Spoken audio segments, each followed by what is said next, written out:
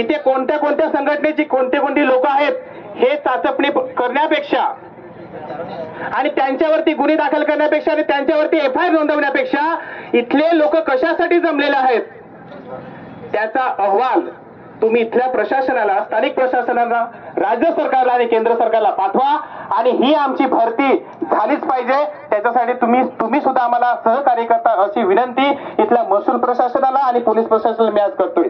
आणि म्हणून मला सांगावं असं वाटतंय की ही सुरुवात आहे, परंतु ह्याच्याही पुढे जर जास्त मोठं आंदोलन करायची वेळ आली तर पूर्ण पालघर जिल्ह्यातला प्रत्येक घरातल्या व्यक्ती ह्या आंदोलनामध्ये उतरेल आणि मोठा संघर्ष होईल आणि त्याची जबाबदारी ही इथल्या पोलीस प्रशासनावरती आणि महसूल प्रशासनावरती राहील।